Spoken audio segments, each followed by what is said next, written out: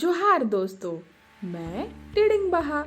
आप अपनी और अपने परिवार की कोरोना से सुरक्षा के लिए सरकार द्वारा जारी दिशा निर्देशों का पालन जरूर कर रहे होंगे। दोस्तों, मैं आपके लिए लेकर आई हूँ एक नई कहानी। यह कहानी खासकर आपके लिए ही है। इस कहानी का शीर्षक है 5 बंदर और बुढ़िया, जिसे लिखा है रायसिमला विद्यालय की छात्रा अमृता धनवार ने। तो अब शुरू करते हैं कहानी 5 बंदर और बुढ़िया। एक गांव में एक बूढ़ा किसान और एक बुढ़िया रहते थे। एक दिन किसान अपने बैल लेकर हल चलाने के लिए खेत पर गया। बुढ़िया किसान के लिए घर से खाना लेकर खेत की तरफ चल दी। रास्ते में उसे एक नदी मिली। बुढ़िया सोचने लगी कि मैं नदी कैसे पार करूंगी। तभी नदी के पास 5 बंदर आए। 5 बंदरों ने बुढ़िया से पूछा, आपको उस पार जाना है? हाँ, मैं उस पार जाना चाहती हूँ, बुढ़िया बोली। उसने बंदरों से पूछा, पर कैसे जाऊं? बंदरों ने कहा, हम आपको नदी पार करा देंगे। यह सुनकर बुढ़िया खुश हो गई। 5 बंदरों ने एक दूसरे की पूंछ पकड़कर नदी के ऊपर पुल बना दिया। बुढ़िया ने उस पुल के माध्यम से नदी पार कर ली।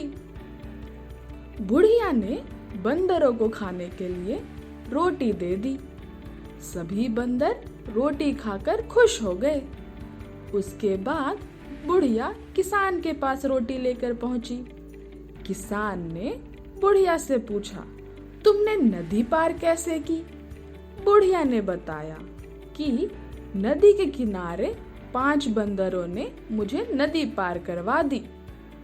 किसान को यह बात कुछ अटपटी लगी, लेकिन वह कुछ नहीं बोला। बुढ़िया रोटी देकर वापस अपने घर चल दी। किसान भी चुपचाप उसके पीछे पीछे चलने लगा। नदी के पास पहुंचने पर उसने देखा कि 5 बंदर आए और पूंछ पकड़कर पुल बना दिया और बुढ़िया को नदी पार करा दी। किसान यह देखकर खुशी खुशी वापस खेत पर लौट गया और हल चलाने लगा। अब बुढ़िया खेतों पर जाती, तब बंदर उसे नदी पार करा देते थे। बुढ़िया उन्हें खाने के लिए रोटी देती थी। इस प्रकार बुढ़िया की और बंदरों की अच्छी दोस्ती हो गई। दोस्तों, यह तो थी कहानी।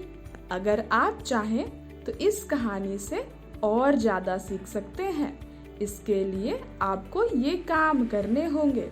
पहला, इस कहानी को अपने माँ, बाबा और भाई बहन को सुनाएं। दूसरा, कहानी को अपने शब्दों में लिखें और दूसरों को पढ़वाएं। तीसरा, कहानी के पात्रों के नाम और नए शब्द लिखें। चौथा, कहानी सुनकर चित्र बनाएं।